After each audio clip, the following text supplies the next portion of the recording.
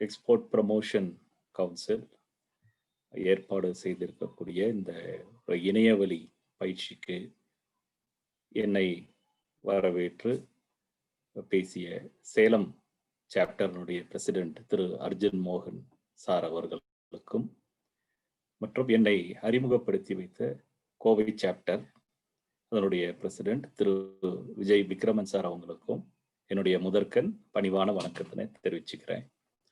இந்த ப்ரோக்ராம்ல கலந்துட்டு இருக்கக்கூடிய இபிசி மெம்பர்ஸ், அதுக்கப்புறம் ஏற்றுமதி ஆர்வலர்கள், அவங்க எல்லாரையுமே அவங்களுக்கு வணக்கத்தையும் நன்றியும் தெரிவிச்சுக்கிறேன். இன்னைக்கு ப்ரோக்ராம் ஒரு எக்ஸ்போர்ட் பிஸ்னஸ் பண்றவங்க கண்டிப்பா தெரிஞ்சிருக்க வேண்டிய ஒரு முக்கியமான டாபிக் தான் நம்ம பார்க்க போறோம். ஒரு மனிதனுடைய இயக்கம் அப்படின்னு பார்த்தீங்கன்னா, உடல்ல எல்லா பாகங்கள் இருந்தாலும் முக்கியமானது இதயம் தான், ஹார்ட் இல்லைங்களா? அந்த இதயம் இயங்கினால்தான் மற்ற அனைத்து பாகங்களும் நன்றாக இயங்கும். அதை போலவே இந்த எக்ஸ்போர்ட் ட்ரேடு டிரான்சாக்ஷன்ல அதனோட இதயம்னு சொல்லக்கூடிய ஒரு விஷயம்தான் இந்த இன்னைக்கு நாம பார்க்கக்கூடிய இன்கோ டேர்ம்ஸ் அப்படிங்கிற ஒரு விஷயம். அது என்ன அப்படிங்கிறத நம்ம புரிஞ்சுக்கலாம். ஸோ இன்னைக்கு என்னோட செஷன் ஒரு ஏற்றுமதி ஆர்வலர்கள் புதுசா வந்திருக்கவங்க இந்த இன்கோ டேர்ம்ஸ்னா என்ன, நம்ம பண்ணக்கூடிய வியாபாரத்துல இதனுடைய முக்கியத்துவம், அதை நாம எப்படி பயன்படுத்துறோம் அப்படிங்கிற மாதிரி தான் இந்த செஷன் நான் கொஞ்சம் கொண்டு போறேன். ஸோ இந்த வாய்ப்பை நல்கிய இபிசிக்கு மறுபடியும் நன்றி சொல்லிட்டு ஒரு நிமிஷம் நான் என்னோட ப்ரெசன்டேஷனை ஸ்டார்ட் பண்ணிக்கிறேன். ஸோ உங்களுக்கு இடையில சந்தேகம் ஏற்பட்டால் சேட்ல போட்டுட்டே வாங்க. அதுக்கப்புறம் நான் ஒரு கான்செப்ட் சொல்லி முடிச்சுட்டு டவுட் ஏதாவது இருந்தால் நீங்க கேட்கலாம் அப்படின்னு நான் சொல்லும்போது நம்ம அதை இன்டராக்டிவ் செஷனா நம்ம பண்ணிக்கலாம். சரிங்களா? இப்போ நம்ம டைரக்டா செஷனுக்கு போகலாம். ஒரு 2 minutes.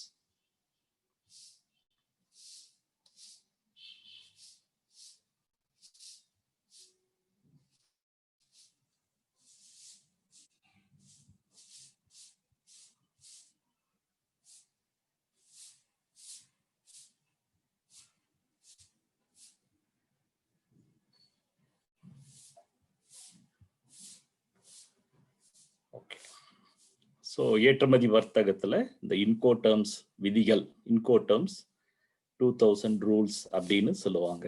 அதனுடைய முக்கியத்துவம் என்ன அப்படிங்கிறது பார்க்கலாம். எந்த இடத்துல வருது நம்ம பிசினஸ்ல அப்படிங்கிறது இப்ப பார்க்க போறோம். ஸோ இந்த இன்கோ டேர்ம்ஸ் அப்படிங்கிறது என்ன அப்படின்னா, அதே ஒரு சுருக்கம் தான், ஒரு அப்ரிவேஷன். அதோட விரிவாக்கம் இன்டர்நேஷனல் கமர்ஷியல் டேர்ம்ஸ் அப்படின்னு அதுக்கு பேர். இன்டர்நேஷனல் கமர்ஷியல் டேர்ம்ஸ் அப்படின்னு பேர். இது என்னது அப்படின்னு பாத்தீங்கன்னா, ஒரு முக்கியமான ஒரு விஷயம். இப்ப எக்ஸ்போர்ட் அப்படிங்கிறது ரொம்ப யோசனை பண்ணி பார்த்தோம் அப்படின்னா, அது என்ன அப்படி, உற்பத்தி பண்ற பொருளை வெளிநாட்டுல இருக்கக்கூடிய ஒரு வியாபாரி, மறு விற்பனையாளருக்கோ அல்லது அந்த நாட்டில் இருக்கக்கூடிய ஒரு கன்சியூமர், நுகர்வோருக்கோ நம்ம சேல்ஸ் பண்றோம். இது ஒரு விற்பனை தான், சேல்ஸ் தான். அப்ப ஒரு சாதாரண வியாபாரம் தானே, ஒரு பொருளை ஒருத்தருக்கு விற்கிறோம், அவ்வளவுதானே. இதை இதுக்கு ஒரு தனியா இது மாதிரிலாம் ஒரு ப்ரோக்ராம் வேணுமா, ஒரு செமினார் வேணுமா, வெபினார் வேணுமா, இதெல்லாம் எதுக்கு தேவைப்படுது அப்படின்னு பாத்தீங்கன்னா, இந்த வியாபாரத்துல, இந்த ஏற்றுமதி இறக்குமதி வியாபாரம் என்பது நாடு விட்டு நாடு பொருட்கள் நாம அனுப்பி தரோம். நம்ம நாட்டு பொருட்கள் வெளிநாட்டுக்கு நம் நாட்டு எல்லையை தாண்டி போகுது, இன்னொரு நாட்டின் எல்லைக்குள்ளார அது போய் சேருது. சரிங்களா? ஸோ அப்ப இந்த வியாபாரத்துல நாடு விட்டு நாடு இந்த பொருட்கள், சரக்குகள் போவதனால் நிறைய சட்டங்கள் இருக்கு, நிறைய லீகல் ஃபார்மாலிட்டிஸ் இருக்கு. இத எளிமையா புரிஞ்சுக்கணும் அப்படின்னா ஒரு சின்ன உதாரணம் சொல்றேன். இப்ப நம்ம மதுரையிலிருந்து சென்னைக்கு வரணும், சென்னையில இருந்து மதுரைக்கு போகணும் அப்படின்னா சாதாரணமா இப்ப டிராவல் பண்ணி போகலாம். ஒரு 2-3 மாசத்துக்கு முன்னாடி போக முடியாது. அப்ப பாஸ் இதெல்லாம் இருந்துச்சு. இப்ப கொஞ்சம் போக முடியுதுன்னு வச்சுக்கோங்க. ஆனா நம்ம நாட்டுல இருந்து வெளிநாட்டுக்கு போகணும் அப்படின்னா சில டாக்குமெண்ட்ஸ் தேவை, சில ஃபார்மாலிட்டிஸ் எல்லாம் முடிக்கணும். இந்த immigration, customs verification, security clearance இதெல்லாம் முடிச்சுட்டு தான் போக முடியுது. அதே மாதிரி தான் இந்த பொருட்கள் வெளிநாட்டுக்கு அனுப்ப வேண்டும் என்றாலும் சில லீகல் ஃபார்மாலிட்டிஸ் எல்லாமே நம்ம பண்ணினாதான் இது இந்த வியாபாரத்துல இருக்கக்கூடிய ஒரு தனித்துவமான ஒரு விஷயம், ஒரு யூனிக்னஸ் இருக்குது ஒண்ணு. ரெண்டாவது ஒரு விஷயம் என்னன்னா, இந்த வியாபாரத்தை பொறுத்த வரைக்கும் நாம வேற ஒரு நாட்டுல, அந்நிய நாட்டுல இருக்கக்கூடிய ஒரு வியாபாரி கூட நம்ம வியாபாரம் பண்றோம். அவங்க பேசக்கூடிய மொழி, கலாச்சாரம், அவங்களுடைய வியாபார நடைமுறைகள் இதெல்லாம் ஒட்டுமொத்தமா வேற மாதிரி இருக்கும். அப்ப இந்த மாதிரி வெவ்வேறு நாட்டை சேர்ந்தவர்கள் கிட்ட இந்த மாதிரி வியாபாரம் பண்ணும்போது அவங்களுக்கு இடையில இந்த வியாபாரத்துல நிறைய புரிந்து கொள்வதில் கொஞ்சம் குழப்பங்கள் ஏற்படலாம். அதனால சில தகராறுகளும் ஏற்படலாம். ஸோ அந்த மாதிரியான சமயங்கள்ல இந்த மாதிரி பிரச்சனைகள் வரக்கூடாது, குழப்பங்கள் வரக்கூடாது அப்படிங்கிறதுக்காக இந்த சர்வதேச வியாபாரத்துல ஒரு சில வர்த்தக நடைமுறைகள் இருக்குது. ட்ரேட் பிராக்டிசஸ் அப்படின்னு சொல்லுவாங்க. அது குளோபல் லெவல்ல, உலக அளவுல எந்த நாட்டை சார்ந்தவங்களா இருந்தாலும் சரி, இந்த ஏற்றுமதி இறக்குமதி வியாபாரம் பண்ணும்போது இந்த நடைமுறைகளை அவங்க ஃபாலோ பண்ணணும். பண்ணினாதான் எந்த விதமான குழப்பம் இல்லாமல், பிரச்சனைகளோ தகராறுகளோ இல்லாம சிறப்பான முறையில இந்த மாதிரி ஏற்றுமதி வியாபாரத்தை நல்லா செய்ய முடியும். அப்ப அந்த லீகல் ஃபார்மாலிட்டிஸையும் இந்த இன்டர்நேஷனல் ட்ரேடு பிராக்டிசஸையும் நன்றாக புரிந்து கொண்டால்தான் இந்த வியாபாரம் செய்ய முடியும். அதுக்காகத்தான் இந்த மாதிரி ஒரு தனியா எக்ஸ்போர்ட்டுக்குன்னு இந்த மாதிரி முயற்சிகள் தேவைப்படுது. இந்த மாதிரி இபிசி மாதிரி ஒரு சப்போர்ட் ஆர்கனைசேஷன் அதுல மாதம் இந்த மாதிரியான வெபினார்ஸ் எல்லாமே இந்த நாலேஜ் கொடுக்கறதுக்காக தான். ஸோ அந்த நாலேஜையும் ஸ்கில்ஸையும் ஆட்டிடியூடையும் கொடுக்கும்போது தான் நம்மளால அந்த ஒரு ஏற்றுமதிக்கு நம்ம கொஞ்சம் கொஞ்சமா தயாராகி அதை நல்ல முறையில செயல்படுத்துறோம். அந்த வகையில இன்னைக்கு நாம பார்க்கக்கூடிய இந்த இன்கோ டேர்ம்ஸ் என்பது ஒரு சர்வதேச வர்த்தக நடைமுறை, இன்டர்நேஷனல் ட்ரேட் பிராக்டிசஸ். ரெண்டு வெவ்வேறு நாட்டை சார்ந்த வியாபாரிகள் தங்களுக்குள்ளார ஒரு பரிவர்த்தனை செய்யும் போது, ஒரு எக்ஸ்போர்ட் இம்போர்ட் பண்ணும்போது அவங்க எப்படி அந்த டிரான்சாக்ஷனை நல்ல முறையில புரிஞ்சுக்கிட்டு நடத்திக்கணும் அப்படின்ற ஒரு விஷயத்தை பத்தி தான் இன்னைக்கு பேச போறோம். இந்த இன்கோ டேர்ம்ஸ் யாரு உருவாக்குனாங்க அப்படின்னு பாத்தீங்கன்னா, இது ஐசிசி அப்படின்னு ஒரு அமைப்பு, இன்டர்நேஷனல் சேம்பர் ஆஃப் காமர்ஸ் அப்படின்னு ஒரு அமைப்பு இருக்கு. அவங்க இது ஒரு சர்வதேச அமைப்பு. இதனுடைய நோக்கம் உலக வர்த்தகத்தை மேம்படுத்துறது தான், குளோபல் ட்ரேடை ப்ரமோட் பண்றது தான் இவங்களுடைய அப்ஜெக்டிவ். அவங்க தான் இந்த மாதிரி வியாபாரிகளுக்கு இடையில ஏற்படக்கூடிய குழப்பங்களை நீக்கணுங்கிறதுக்காக இந்த இன்கோ டேர்ம்ஸ் அப்படிங்கிற ஒரு விஷயத்தை உருவாக்கி இருக்காங்க. அதை உலகம் ஃபுல்லா ஏத்துக்கிட்டாங்க. இது என்ன சொல்லுது, இந்த இன்கோ டேர்ம்ஸ் என்ன சொல்லுது அப்படின்னு பாத்தீங்கன்னா, இந்த ஒரு எக்ஸ்போர்ட் பண்ணும்போது ஏற்றுமதியாளர்களுக்கு என்னெல்லாம் பொறுப்புகள், ரெஸ்பான்சிபிலிட்டிஸ், இறக்குமதியாளருக்கு என்னெல்லாம் பொறுப்புகள், ரெஸ்பான்சிபிலிட்டிஸ் என்னெல்லாம் இருக்கு அப்படிங்கிறத பத்தி தான் இது விளக்கமா பேசுது. வியாபாரம் பண்ணும்போது என்ன சார் ரெஸ்பான்சிபிலிட்டிஸ், பொருளை கொடுத்து அனுப்ப வேண்டியது தானே, பணத்தை வாங்கி போட வேண்டியது தானே அப்படின்னு சொல்லி பொதுவா நினைப்போம் இல்லைங்களா? இதுல என்ன பெருசா ரெஸ்பான்சிபிலிட்டிஸ் வருது அப்படின்னு பார்ப்போம். இப்ப இதை புரிஞ்சுக்கிறதுக்கு ஒரு சின்னதா ஒரு நடைமுறை வாழ்க்கையில நம்ம சந்திக்கிற சில உதாரணங்களை பார்க்கலாம். ஒரு ஃபர்ஸ்ட் எக்ஸாம்பிள், இப்ப நம்ம ஒரு பெரிய எக்ஸ்போர்ட்டர் ஆகி நம்ம சம்பாரிச்ச காசுல இந்த மாதிரி ஒரு பங்களா கட்டி, ஒரு உதாரணத்துக்கு சொல்றேன். பங்களா கட்டியாச்சா, அப்புறம் ஃபேமிலியோட போகும்போது, ஏங்க இவ்வளோ பெரிய வீடு இருக்குது, ஒரு நல்லதா ரிசப்ஷன்ல இது மாதிரி ஒரு ஃபர்னிச்சர் வேணும் அப்படின்னு சொல்லி கேட்குறாங்க. சரின்னு சொல்லிட்டு கடைக்கு போய் இந்த மாதிரி ஃபர்னிச்சர் ஆர்டர் பண்ணிடுறோம். ஆர்டர் பண்ணிட்டு கடைக்காரர்கிட்ட பேசுறோம். பேசிட்டு, இதாங்க வீடு, இதாங்க அட்ரஸ், இதெல்லாம் அனுப்பி வச்சிருவீங்களா? அதுக்கு என்ன சார், நாங்கள் வீட்டிலே நாங்கள் டெலிவரி பண்ணிடுறோம், நம்ம வண்டி நாங்கள் அரேஞ்ச் பண்ணிடுறோம் அப்படின்ற மாதிரி அவங்க சொல்றாங்க. சொல்லும்போது சரின்னு சொல்லிட்டு அட்ரஸ் கொடுத்துட்டு நம்ம வீட்டுக்கு வந்துட்டோம். கடைக்காரரும் சொன்னபடி வண்டி வச்சு அந்த கூட்ஸ் வந்து இது மாதிரி ஒரு டாடா ஏஸ்ல போட்டு அனுப்பிட்டார். வந்து ஃபர்னிச்சர்ல இறக்கியாச்சு. வண்டி வந்ததுக்கு அப்புறம், அதாவது வீடு வந்துச்சு. வீடு வந்ததுக்கு அப்புறம் சோஃபா செட்டு வந்துச்சு. சோஃபா செட்டு வண்டியில வந்துச்சு. வண்டி வந்து இறக்குனதுக்கு அப்புறம் ஒண்ணு வரும். என்ன வரும்னு சொல்லுங்க. என்ன வரும்? சேட்ல சொல்லுங்க பார்க்கலாம். அடுத்து ஒண்ணு நடக்கும் வீட்டில். என்ன நடக்கும் சொல்லுங்க.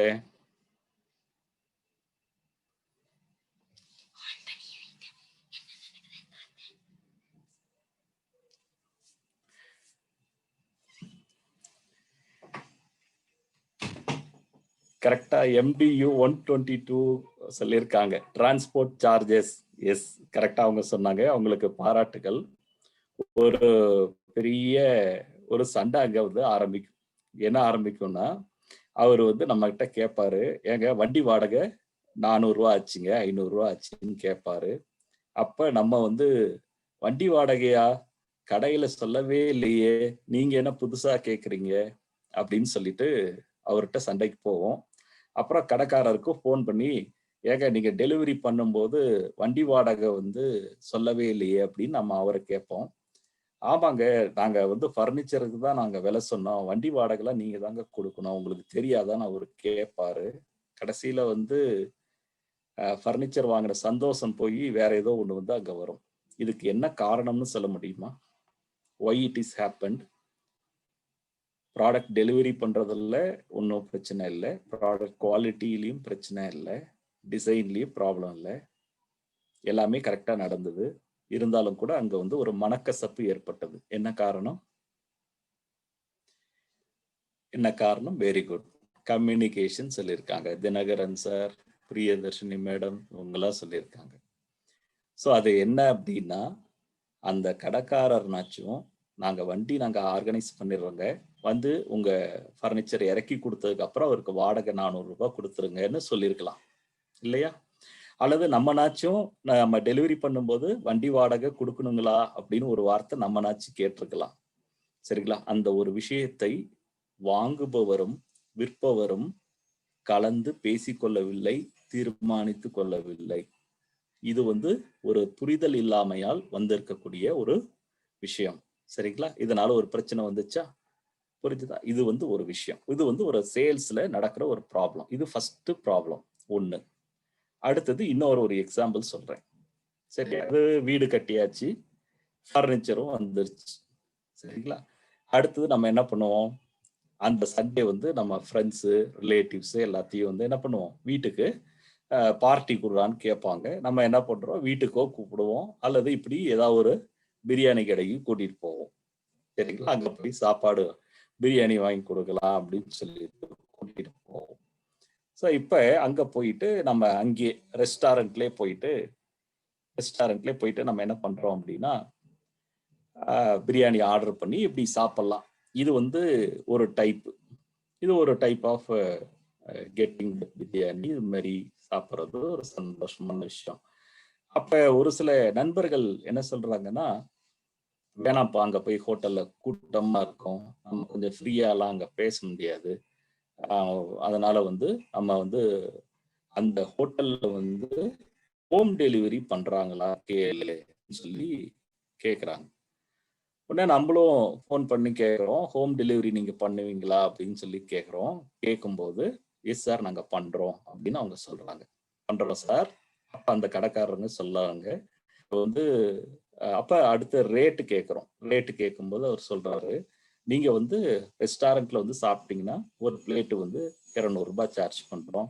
உங்க வீட்ல கொண்டு வந்து டெலிவரி பண்ணணும் அப்படின்னா, ஒரு பிளேட்டுக்கு வந்து ரூ. 250 சார்ஜ் பண்றோம் அப்படின்னு அவர் சொல்றாரு. சரிங்களா? ரெஸ்டாரண்ட்ல ரூ. 200, வீட்ல டெலிவரி பண்ணா ரூ. 250. ஏன்னு சொல்லுங்க பார்க்கலாம். Why it is so? Why it is so? S. Rakesh Menon சொல்லியிருக்காங்க. Packing charges. Then what else? வேற என்ன வரும்? டெலிவரி சார்ஜஸ் வரும். அப்ப ஒரு ப்ராடக்டை வந்து டெலிவரி பண்ணக்கூடிய இடம் மாறும்போது என்ன மாறுது? என்ன மாறுதுங்க? என்ன மாறுது? டெலிவரி பிளேஸ் மாறும்போது ப்ராடக்டோட விலையும் அதிகரிக்கும். ஏன்னா அந்த டெலிவரி சார்ஜஸையும் அந்த ப்ராடக்டோட பிரைஸ்ல சேர்த்து தான் நமக்கு கொடுப்பாங்க. சரியா? இது வந்து ஒரு கான்செப்ட்.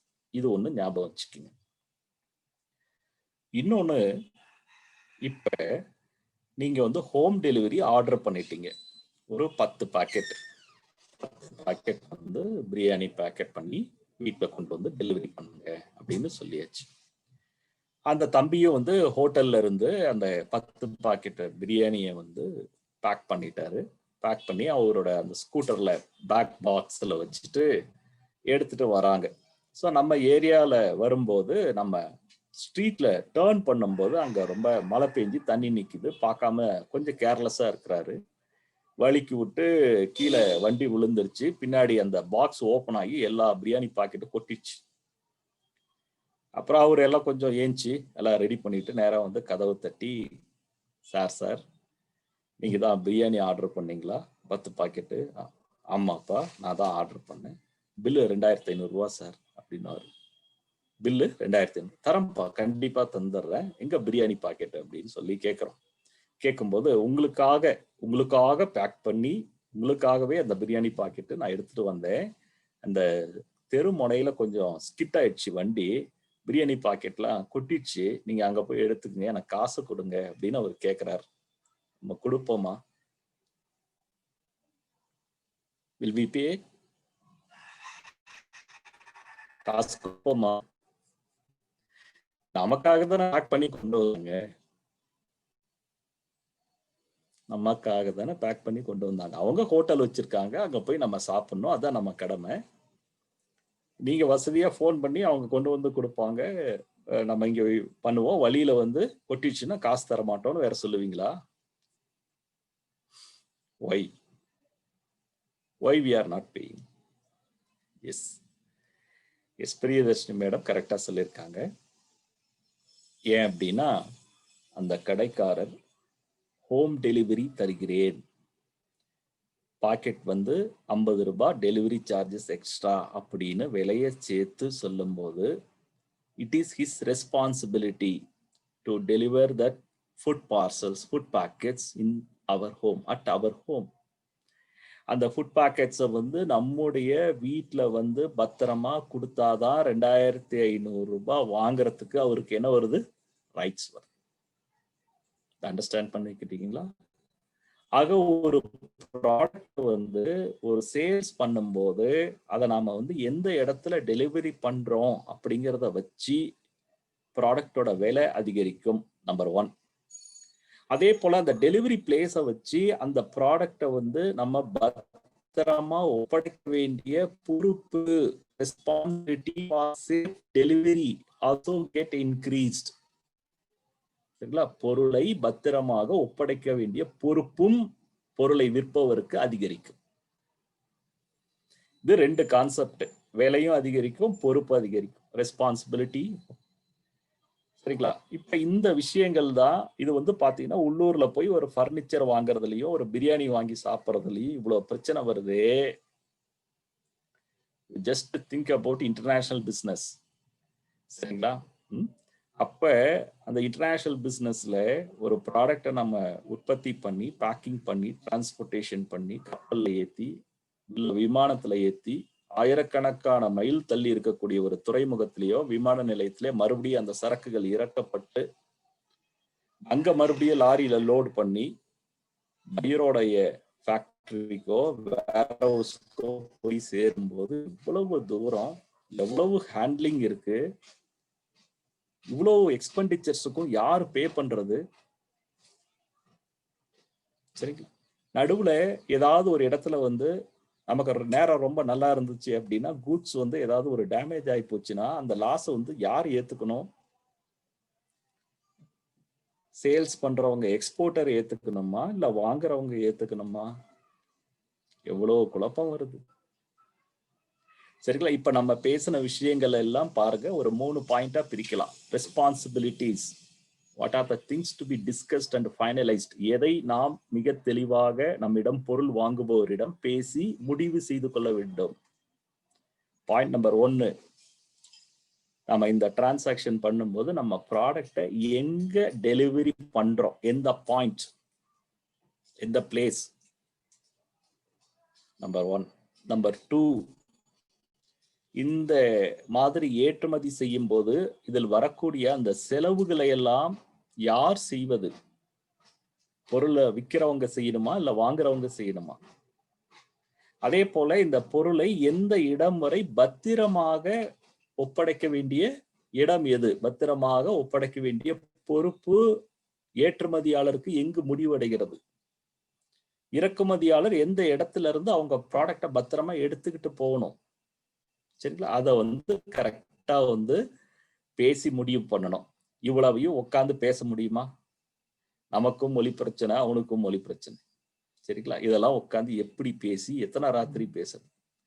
ஸோ இதுக்கெல்லாம் மிக எளிதாக இந்த உலகத்துல இருக்கக்கூடிய எல்லா வியாபாரிகளும் மிக எளிமையாக புரிஞ்சுக்கிறதுக்காக ஒரு இன்டர்நேஷனல் ட்ரேடில் ஒரு ப்ராடக்டை எப்படியெல்லாம் டெலிவரி பண்ணலாம் அப்படின்னு சொல்லிட்டு ஒரு சில டேர்ம்ஸ் வச்சிருக்காங்க, சரிங்களா? இப்ப பாத்தீங்கன்னா, இப்ப நம்ம பேசினது ஒரு ப்ராடக்ட் ரெடியாகி அதுல டிரான்ஸ்போர்ட்டேஷன் பண்ணலாம், அது ஒரு டெலிவரி பாயிண்டா இருக்கலாம், போர்ட் ஆஃப் லோடிங் அப்படிங்கிறது ஒரு டெலிவரி பாயிண்டா இருக்கலாம், தென் அதுக்கு அடுத்தது ஃபாரின் போர்ட்ல போய் போர்ட் ஆஃப் டெஸ்டினேஷன், அங்க அன்லோடு பண்ணி கொடுக்கலாம், அங்க வச்சு கொடுக்கலாம், வண்டி வச்சு அவங்களோட ஃபேக்டரியிலே கொண்டு போய் கூட்ஸை கொடுக்குற வரைக்கும் கூட நம்ம பேசிக்கலாம். இதை ஒரு எளிமையா சிம்பிளா ஒரு 3 வார்த்தை 3 எழுத்து சொன்னா போதும், பையருக்கு புரிஞ்சிடும், செல்லருக்கு புரிஞ்சிடும், இந்த ப்ரோக்ராம் முடிக்கும் போது உங்களுக்கு புரிஞ்சிடும்னு நான் நினைக்கிறேன், சரிங்களா? புரியறதுக்கு நான் முயற்சி பண்றேன், அது என்னோட ஃபால்ட் புரியலன்னா, சரிங்களா? சும்மா ஒரு இதுக்காக நான் சொல்றேன். ஸோ அப்ப இதை சொல்றாங்க, 11 விதமா சொல்றாங்க, 11 விதமா டெலிவரி. இது எப்படி புரிஞ்சுக்கலாம்னா, நான் சொன்னல இந்த ஹோட்டல் கடையில போய் கவுண்டர் டெலிவரி, சரிங்களா? இன்னொன்னு என்ன சொன்னேன், ஹோம் டெலிவரின்னு சொன்னேன். கவுண்டர் டெலிவரின்னு சொன்னா நமக்கு புரிஞ்சுது, ஹோட்டல்லே டெலிவரி. ஹோம் டெலிவரினா வீட்டுல டெலிவரி அப்படின்னு புரிஞ்சுக்கிட்டோம்ல, வேற யாரும் நமக்கு கிளாஸ் எடுக்க வேண்டாம். அதே போல இந்த இன்டர்நேஷனல் ட்ரேடில் 11 விதமா ஒரு ப்ராடக்டை டெலிவரி பண்ண முடியும், 11 விதமா ரெஸ்பான்சிபிலிட்டிஸை ஷேர் பண்ணிக்க முடியும். 11 இருந்தாலும் நாம இந்தியால கொஞ்சம் அதிகமா பிராக்டிக்கலா அதிகமா யூஸ் பண்ணக்கூடிய ஒரு 4 டேர்ம், அதை ஃபர்ஸ்ட் புரிஞ்சுக்கிட்டோம்னா, அது என்னன்னு நம்ம புரிஞ்சுக்கிட்டோம்னா மீதி டேர்ம்ஸ் எல்லாம் மிக எளிமையா புரிஞ்சுக்கலாம். ரொம்ப ஈஸியான ஒரு விஷயம். இந்த டேர்ம்ஸ் அடிப்படையில தான் நம்ம விலை நிர்ணயம் பண்ணணும். அந்த பொருள் எங்க டெலிவரி பண்றோங்கிறத வச்சுதான் நமக்கு எவ்வளவு எக்ஸ்பென்சஸ் ஆகும் அப்படின்னு தெரியும், கரெக்டுங்களா? 200 ரூபா ஹோட்டல்ல, 250 ரூபா வீட்டுல. அதே போலதான் ஒரு ப்ராடக்டை ஃபேக்டரியில டெலிவரி பண்ணா நம்ம கொடுக்குற ரேட்டு வேறையா இருக்கும். அதே ப்ராடக்டை ஒரு கப்பல்ல லோட் பண்ணி கொடுத்தோம்னா அப்போ நம்ம கேட்கிற ரேட்டு கண்டிப்பா வேறையா தானே இருக்கும். ஸோ அதையெல்லாம் இப்ப நம்ம தெரிஞ்சுக்க போறோம். அதுக்கு என்ன ரெலவெண்டான டேர்ம்ஸ் இருக்கு, அதை விலை நிர்ணயம் பண்ணும்போது எப்படி நாம பயன்படுத்துறோம் அப்படின்னு இப்ப பார்க்க போறோம். இப்ப புரிஞ்சிருச்சா ஏன் இதை இதயம்னு சொன்னேன்னு? ஏன்னா ஏற்றுமதிங்கிறது எதுக்காக பண்றோம்? அந்த ப்ராடக்ட்டுக்கு கிடைக்கக்கூடிய அந்த பிரைஸுக்காக தான் பண்றோம், சரியா? ஸோ இதுதான் ரொம்ப முக்கியமான ஒரு விஷயம்.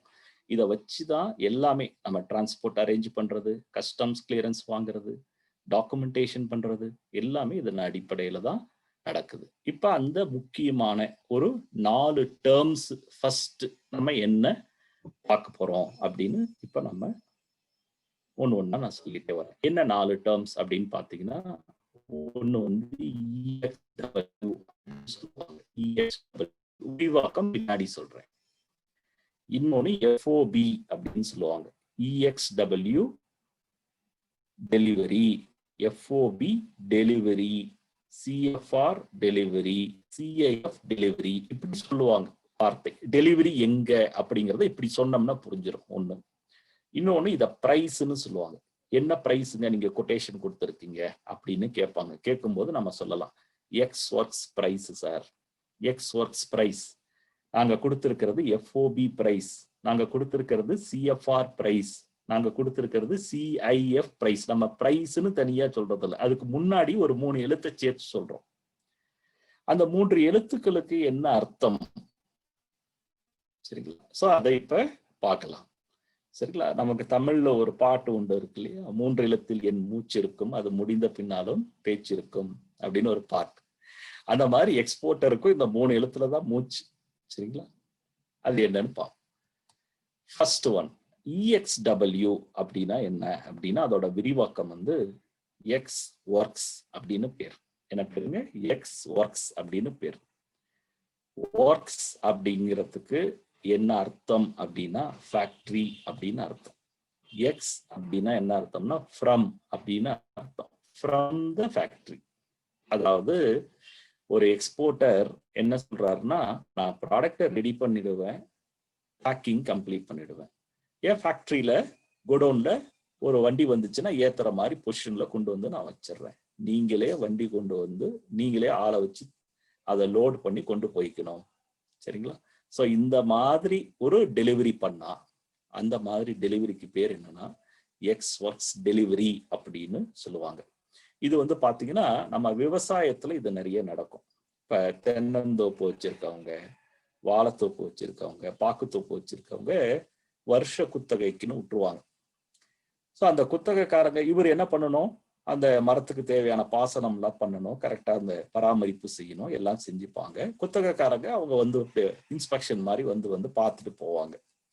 அந்த காப்பு வந்ததுக்கு அப்புறம் அந்த அறுவடைக்கான அந்த ஒரு காலம் வந்த பிறகு அவங்க என்ன பண்ணுவாங்க, ஆளை கூட்டிட்டு வந்து மரத்துல ஏறி அதை தென்னையோ பாக்கோ அல்லது வாழைத்தாரோ வெட்டி அதை அந்த வயல்ல இருந்து ரோட்ல வண்டி நின்றுதுன்னா அவங்களே சுமந்து கொண்டு போய் லோட் பண்ணி எடுத்துட்டு போயிடுவாங்க. அந்த தோப்புக்காரங்களுக்கு அந்த குத்தகை பணத்தை அவங்க கொடுத்துருவாங்க.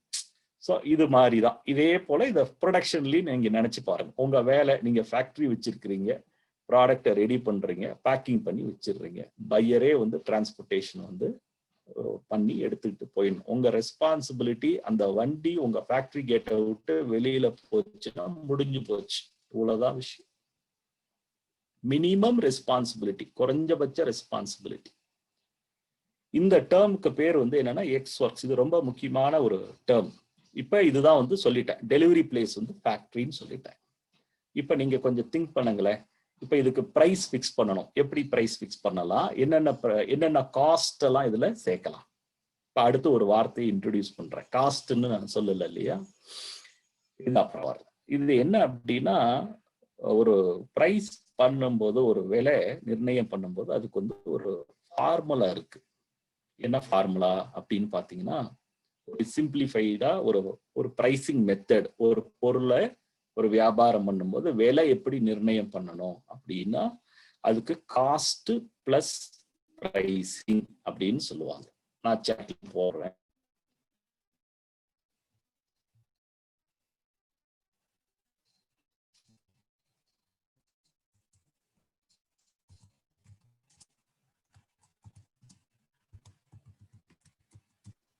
சார் உங்க வாய்ஸ் பிரேக் ஆகுது sir. So cost plus price,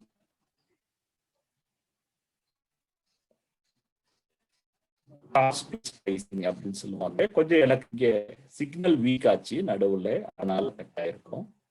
இப்ப நான் வந்து சாட்ல வந்து நான் போட்டிருக்கேன் காஸ்ட் பிளஸ் பிரைசிங் அப்படின்னு பேர். இப்ப கேக்குதுங்களா? Are you audible now? Sir, now it's loud. கேக்குது sir. Yes sir. இப்ப கேக்குது இல்லையா? ஓகே. நடுவுல எனக்கு கொஞ்சம் சிக்னல் வீக் ஆச்சு, அதனால அந்த பிரேக் வந்துச்சு.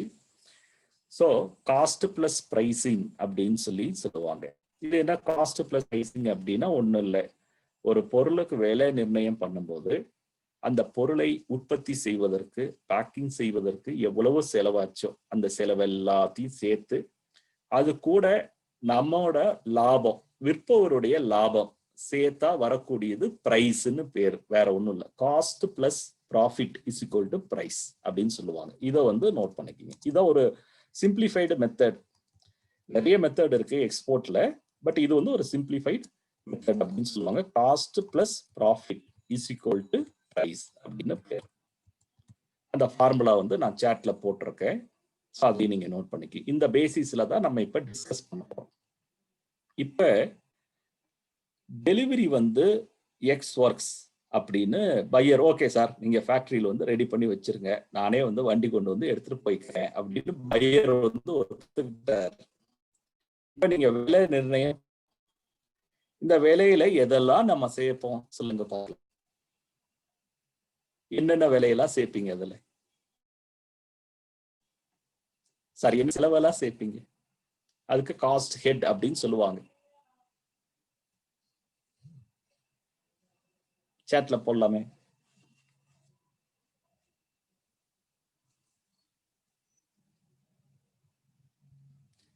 S, making cost plus profit. Dinakaran sir. Raw materials Deepa Selvaraj madam. Labour very good, yes excellent. ERT Erode 107 RGS feeds அவங்க வந்து கரெக்டா போட்டிருக்காங்க. Excellent, kudos to that particular member. 3 விஷயம்தான். ட்ரிபிள் பி அப்படின்னு ஞாபகம் வச்சுக்கிங்க. என்னதுங்க? Triple P. எக்ஸ் ஒர்க்ஸ் அப்படிங்கிறது ட்ரிபிள் பி. இது என்னது ட்ரிபிள் பி அப்படின்னா P plus P plus P என்ன அப்படின்னா இப்ப ஸ்லைட்ல போறோம் பாருங்க. நம்பர் 1, உங்க ப்ராடக்டை உற்பத்தி பண்றதுக்கு ஆன செலவு. It includes raw material cost, labour cost, overhead. 2, அதை வந்து பேக்கிங் பண்றதுக்கு ஆகிற செலவு. 2 சரிங்களா? செகண்ட். தென் 3வது உங்களுடைய ப்ராஃபிட். 3வது வந்து என்னங்க? உங்களுடைய ப்ராஃபிட். சரிங்களா? So production cost, packing cost plus profit, இது 3ஐயும் சேர்த்தீங்கன்னா உங்களுக்கு வரது வந்து என்னன்னா எக்ஸ் ஒர்க்ஸ் பிரைஸ் அப்படின்னு பேர். இவ்வளவுதான் விஷயம், சிம்பிள். இப்போ ஒரு சின்ன எக்ஸாம்பிள் சொல்றேன். இப்போ வந்து ஒரு ப்ராடக்ட் வந்து ரெடி பண்றோம். சரி, ஒரு எளிமையா இருக்கணும் அப்படிங்கிறதுக்காக ஒரு மெஷினரி வந்து ஒன்று ரெடி பண்றோம். ஒரு ஃபுட் ப்ராசஸிங் மெஷினரி வந்து நம்ம ரெடி பண்றோம்னு வச்சுக்கோங்க. முறுக்கு பிழிகிற மிஷின் அல்லது இடியாப்பம் பண்ற மிஷின் அப்படின்னு வச்சுப்போம்.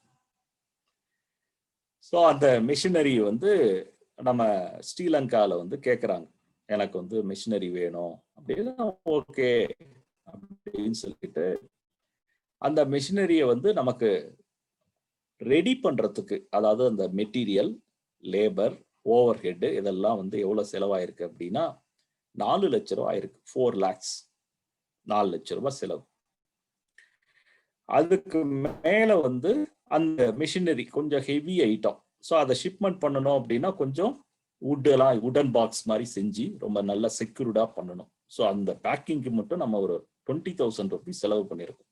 எவ்வளவு செலவு பண்ணியிருக்கோம்? 20,000 rupees செலவு பண்ணியிருக்கோம். இப்ப எவ்வளவு காஸ்ட் ஆயிருக்கு சொல்லுங்க? How much now? How much is the cost of our machinery with the packing? சாட்ல போடுங்க. ப்ரொடக்ஷன் காஸ்ட் 4 லட்சம், பேக்கிங் வந்து 20,000.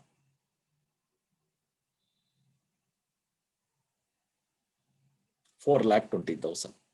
இப்ப அதுல நம்ம ப்ராஃபிட் வந்து ஒரு 80,000 ரூபான்னு வச்சுக்கிங்க. உங்களுடைய ப்ராஃபிட் வந்து 80,000 ரூபாய். இப்ப இந்த மெஷினோடைய வேல்யூ பிரைஸ் என்னன்னு சொல்லுங்க. எவ்வளவு விலை? மொத்த விலை எவ்வளவு? 5 lakhs. எக்ஸலண்ட், 5 லட்சம் ரூபாய். இந்த விலைக்கு என்ன பேருன்னு சொல்லுங்க பார்க்கலாம். இது என்ன விலை? இந்த 5 லட்சம்ங்கிறது என்ன விலை? அளவுதான். Yes, this is called ex works price.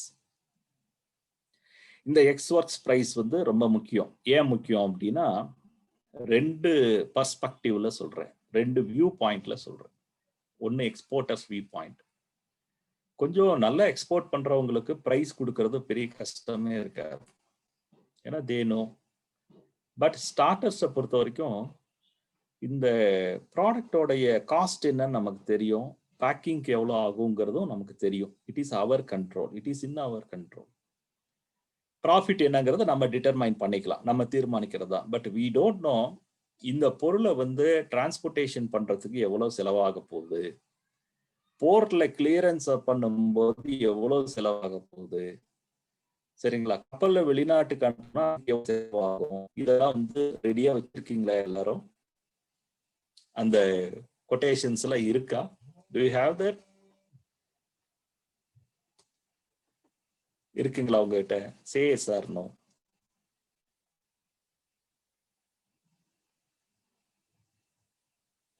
சரி, நான் தான் பையர், உங்க ப்ராடக்ட்டுக்கு ரேட்டு கேட்குறேன், நீங்க என்ன சொல்லுவீங்க? என்ன சொல்லுவீங்க மெயில்ல? எனக்கு இந்த ப்ராடக்ட் வேணும், இந்த மிஷினரி வேணும், இடியாப்ப மிஷின் வேணும், எனக்கு வந்து ப்ரைஸ் சொல்லுங்கன்னு சொல்லி கேட்டோம்னா நம்ம என்ன சொல்லுவோம் நார்மலா? எஸ், சூப்பர், பிரகாஷ் ராம் கரெக்டா போட்டிருக்காங்க. நார்மலா என்ன பண்ணுவோம்னா we will revert you soon. We will revert you soon. We will check up in the market and we will update you tomorrow. அவ்வளவுதான்.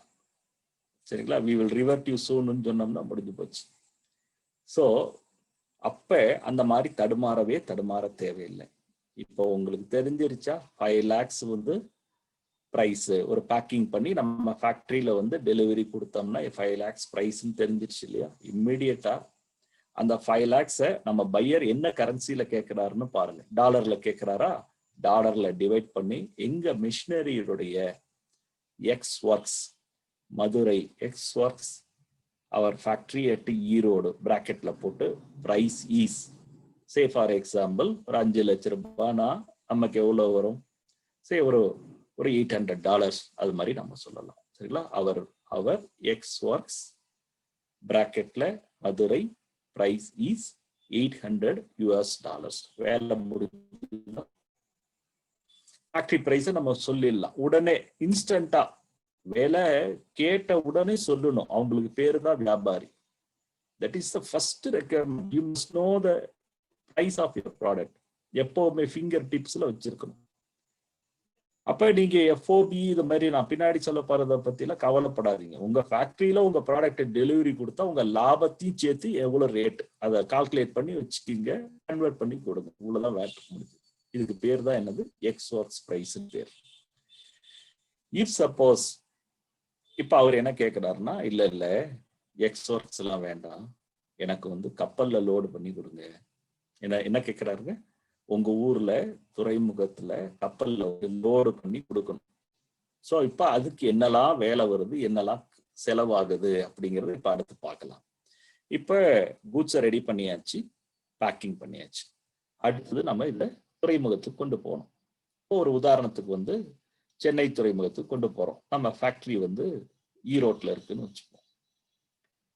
அப்ப ஈரோட்ல இருந்து சென்னைக்கு வந்து லாரி வாடகை எவ்வளோன்னு கேட்கறோம். அவரு லாரி டிரான்ஸ்போர்ட் சர்வீஸ் வச்சிருக்காங்க. அவங்க வந்து எவ்வளவு, என்னங்க மிஷினரி, அதோட நீளம் அகலம் உயரம்லாம் என்னங்க, அதோட வெயிட் எவ்வளவுங்க அப்படின்னு கேட்கறாங்க. கேட்கும்போது நம்ம சொல்றோம் இதோட வெயிட் வந்து பெருசா ஒண்ணும் இல்லைங்க, வந்து 1 டன் வரும் அப்படின்னு நம்ம சொல்றோம். சொல்லும்போது ஆனா வந்து மிஷின் கொஞ்சம் பெருசா இருக்குதுங்க அப்படிங்கும் போது அவரு பார்த்துட்டு, சரிங்க இதுக்கு வந்து இந்த லாரி போதும், இந்த லாரிக்கு வந்து ஈரோட்ல இருந்து சென்னை வரைக்கும் எங்களுக்கு வாடகை வந்து 20,000 ரூபாய் அப்படின்னு சொல்றாங்க. எவ்வளவு? 20,000 rupees. அதுக்கு என்ன பேருனா local transportation cost, inland transportation cost. ஃபேக்டரியில இருந்தோ அல்லது நம்ம குடோன்ல இருந்தோ சரக்குகளை கப்பலில் ஏற்றும் துறைமுகம் வரை அல்லது விமானத்தில் அனுப்பக்கூடிய சரக்காக இருந்தால் விமான நிலையம் வரை நாம வந்து லோக்கல்ல டிரான்ஸ்போர்ட் பண்றோம் இல்லையா, அந்த சார்ஜஸ் என்னவோ அதுக்கு தான் பேரு லோக்கல் டிரான்ஸ்போர்ட்டேஷன் காஸ்ட். இப்ப அது 20,000 ரூபாய். இப்ப பிரைஸ் சொல்லுங்க பார்க்கலாம். What is the price of the machinery now? இப்ப அந்த 20,000 ரூபாய் பே பண்ணியாச்சு, லாரி வந்துருச்சு, மெஷினை வந்து லோடு பண்ணியாச்சு, லாரியும் மெஷினும் இப்ப சென்னைக்கு வந்தாச்சு, சென்னை துறைமுகத்துக்கு வந்தாச்சு. இப்ப அந்த மிஷினரியோடைய விலை என்ன? இப்ப அவசரமா ஒருத்தர் ஓடி வர்றாரு. ஓடி வந்து சார் அந்த மிஷினரி நான் வாங்கி சொல்லி கேட்கிறாரு. கேட்கும்போது நீங்க என்ன பிரைஸ் ஆஃபர் பண்ணுவீங்க சொல்லுங்க. What is your price now? 5,20,000 ரூபாய். ஸோ இப்ப அந்த லாஜிக் புரியுதா உங்களுக்கு? அந்த டெலிவரி பிளேஸ் மாற மாற மாற பொருளோட விலை வந்து என்ன ஆகுது? போகுது. சரிங்களா? ஒண்ணா. இப்ப அடுத்து என்ன நடக்கும் அப்படின்னு பாத்தீங்கன்னா, இந்த மெட்டீரியல் அப்படியே கப்பல்ல விமானத்துல ஏத்த முடியுமா அப்படின்னா ஏத்த முடியாது. அதுக்கு முன்னாடி ஒரு சின்ன லீகல் ஃபார்மாலிட்டி இருக்கு. என்ன லீகல் ஃபார்மாலிட்டி? எந்த ப்ராடக்டை எக்ஸ்போர்ட் பண்ணாலும் சரி, இம்போர்ட் பண்ணாலும் சரி, நம்ம கஸ்டம்ஸ் ஆபீஸ், கஸ்டம்ஸ் டிபார்ட்மெண்ட்டுடைய பர்மிஷன் வாங்கணும். அவங்க கிட்ட நம்ம என்ன ப்ராடக்டை எக்ஸ்போர்ட் பண்றோம், அதோட குவான்டிட்டி என்ன, வேல்யூ என்ன, எந்த நாட்டுக்கு அனுப்புறோம், யாருக்கு அனுப்புறோம் அப்படிங்கிற இன்ஃபர்மேஷனை வந்து உங்ககிட்ட நம்ம சப்மிட் பண்ணோம். அப்போ அவங்க அந்த டாக்குமெண்ட்டையும் வெரிஃபை பண்ணுவாங்க. நான் எக்ஸ்போர்ட் பண்ணக்கூடிய கூட்ஸையும் அவங்க எக்ஸாமினேஷன் பண்ணுவாங்க. பிசிக்கல் எக்ஸாமினேஷன், கண்ணில் பார்ப்பாங்க, கண்ணில் பார்த்து எக்ஸாமினேஷன் பண்ணுவாங்க. இது பண்ணினதுக்கு அப்புறம் தான் அவங்க வந்து அந்த கப்பல்ல விமானத்துல ஏற்றுறதுக்கு பர்மிஷன் கொடுக்குறாங்க. ஸோ இந்த ப்ராசஸுக்கு பேர் தான் கஸ்டம்ஸ் கிளியரன்ஸ் அப்படின்னு பேர். இதுக்கு கஸ்டம்ஸ் கிளியரன்ஸ்னா getting permission for export or import of goods. இது போர்ட்ல, ஏர்போர்ட்ல நடக்கும். ஓ, இதுவெல்லாம் வேற இருக்குதா, இதெல்லாம் வேற நாங்க செய்யணுமா அப்படின்னு நினைக்க வேண்டாம்.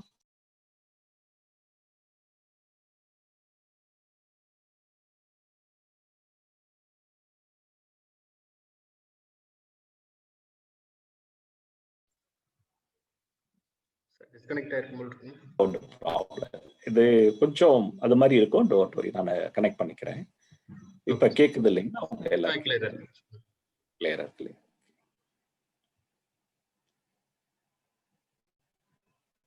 ஸோ அப்ப இதெல்லாம் கொடுக்க நம்ம வந்து நேர்ல தான் போகணுங்கிறது அவசியம் இல்லை, சரிங்களா? அதனால அந்த சிரமம் இல்லை. வேணும்னா விருப்பம் இருந்தா போய் பார்க்கலாம். பட் எல்லா ஷிப்மெண்ட்டுக்கும் அங்க போய் பார்க்கணுங்கிறது அவசியம் இல்லை. ஒன் டைம் போய் பார்த்துட்டு வந்தீங்கன்னா போதும். அப்ப அந்த சர்வீஸ் ப்ரொவைடர்ஸ்க்கு என்ன பேரு அப்படின்னா, லீகல் டெர்மினாலஜி அவங்களுக்கு என்ன பேருன்னா, அந்த ப்ரொஃபஷனுக்கு பேர் வந்து கஸ்டம்ஸ் புரோக்கர்ஸ் அப்படின்னு பேரு. அவங்களுக்கு என்ன பேருங்க? கஸ்டம்ஸ் புரோக்கர்ஸ் அப்படின்னு. கொஞ்சம் பழைய டெர்மினாலஜி, அவங்களுக்கு முந்தின பேர் வந்து லீகல்லே வந்து கஸ்டம்ஸ் ஹவுஸ் ஏஜென்ட்னு சொல்லுவாங்க. கஸ்டம்ஸ் ஹவுஸ் ஏஜென்ட் தொழில் அடிப்படையில அவங்க செய்யக்கூடிய அந்த ப்ரொஃபஷன் அடிப்படையில அவங்கள இண்டஸ்ட்ரியில நாம எப்படி சொல்லுவோம்னா, C&F ஏஜென்ட் அப்படின்னு பேர். கிளியரிங் அண்ட் ஃபார்வர்டிங் ஏஜென்ட் அப்படின்னு பேர். கிளியரிங் அப்படின்னா என்ன அர்த்தம்னா, getting permission from customs authority, அந்த வேலையை செஞ்சு கொடுக்குறாங்க. கார்கோ கொடுத்தோம்னா அந்த வேலை அவங்க பண்ணி கொடுத்துட்றாங்க. ஃபார்வர்டிங் அப்படின்னா என்ன அர்த்தம் அப்படின்னா, அரேஞ்சிங் டிரான்ஸ்போர்ட்டேஷன். நம்ம வெளிநாட்டுக்கு சரக்கு அனுப்பணும்னா அந்த துறைமுகத்தின் பேரை கொடுத்தா போதும். அந்த துறைமுகத்துக்கு நம்ம சென்னையில இருந்தோ, தூத்துக்குடியில இருந்தோ, கொச்சியில இருந்தோ, மும்பையில இருந்தோ அந்த துறைமுகத்துக்கு என்னென்ன தேதியில வெசல்ஸ் இருக்கு, எவ்வளவு நாள் ஆகும், அதுக்கு எவ்வளவு ஃப்ரைட் சார்ஜஸ் பே பண்ண வேண்டும் அப்படிங்கிற விஷயம், கண்டெய்னர் அரேஞ்ச் பண்றது, வேர்ஹவுஸ் அரேஞ்ச் பண்றது, எக்ஸ்போர்ட் பண்ணும்போது சில டாக்குமெண்ட்ஸ் எல்லாம் இருக்கு. சர்டிபிகேட் ஆஃப் ஆரிஜின், இந்த மாதிரி பிளான் குவாரண்டைன்ல பைட்டோசானிட்டரி சர்டிபிகேட், இது மாதிரி சில விஷயங்கள்ல அந்த போர்ட் இருக்கிற இடத்துலதான் அந்த அலுவலகங்கள் இருக்கும். அங்கெல்லாம் நம்ம நேர்ல போக முடியாது. அப்ப நம்ம சார்பா நம்ம CHA நம்ம கம்பெனியை ரெப்ரசென்ட் பண்ணி அந்த மாதிரி டாக்குமெண்டேஷன்ஸ் எல்லாம் ரிசீவ் பண்றது, கஸ்டம்ஸுக்கு தேவையான டாக்குமெண்டேஷன் பண்ணி கொடுக்கறது, நம்ம ப்ராடக்டை கஸ்டம்ஸ் ஆஃபீஸர்ஸ்க்கு ப்ரெசென்ட் பண்ணி எக்ஸாமினேஷன் பண்ண வைக்கிறது, கண்டெய்னர்ல ஸ்டஃபிங் பண்ணும்போது கூட நின்று கண்டெய்னரை வந்து சீல் பண்ணிட்டு வெசல்ல லோட் பண்ற வரைக்கும் ஃபுல் வேலையும் கோஆர்டினேட் பண்ணக்கூடிய ஒரு சர்வீஸ் ப்ரொவைடர் இருக்காங்க. அவங்களுக்கு பேர் தான் என்னது? கஸ்டம்ஸ் புரோக்கர்ஸ்னு பேர். அப்ப அவங்க சார்ஜ் பண்ணுவாங்க.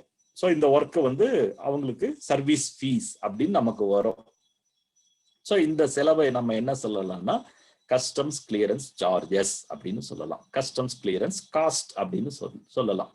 இப்போ இந்த மாதிரி ஒரு C&F ஏஜென்ட்டை வந்து நம்ம அப்ரோச் பண்றோம். அவர்கிட்ட சொல்றோம், சார் இது மாதிரி ஒரு மெஷின் இருக்கு, எக்ஸ்போர்ட் பண்ணணும், நீங்க வந்து கம்ப்ளீட்டா டாக்குமெண்டேஷன் பண்ணி கிளியரன்ஸ் வாங்கி எங்களுக்கு நல்லபடியா அதை ஷிப்ல லோட் பண்ணி கொடுக்கணும். ஓகே சார், நான் நல்லா பண்ணி தரேன், எனக்கு இந்த டாக்குமெண்ட்ஸ் எல்லாம் வேணும். நீங்க வந்து மெஷினரி வந்து எந்த வண்டியில அனுப்புறீங்க, எப்ப அனுப்புறீங்க, அந்த டிரைவர் நம்பர், வண்டி நம்பர் எல்லாமே சொல்லிடுங்க, நான் கோஆர்டினேட் பண்ணிக்கிறேன்னு சொல்லிடுறாரு. அப்புறம் நம்ம கேட்கிறோம், சார் உங்களுக்கு எவ்வளவு சார் ஃபீஸ்ன்னு கேட்கும்போது, இது கம்ப்ளீட்டா நான் பண்ணி கொடுத்துட்றேங்க, என்னுடைய service fees apart from the other expenditures இதை நான் ஹேண்டில் பண்ணிட்டு கிளியர் பண்ணி கொடுக்கறதுக்கு வந்து எனக்கு வந்து சார்ஜஸ் வந்து 10,000 ரூபாய் வேணும். சும்மா ஒரு இதா சொல்றேன், ஒரு எக்ஸாம்பிளுக்காக சொல்றேன், 10,000 ரூபாய் வேணும்னு கேட்கிறாரு. We also accept it. இப்ப சொல்லுங்க, மெஷினுடைய விலை என்னன்னு சொல்லுங்க.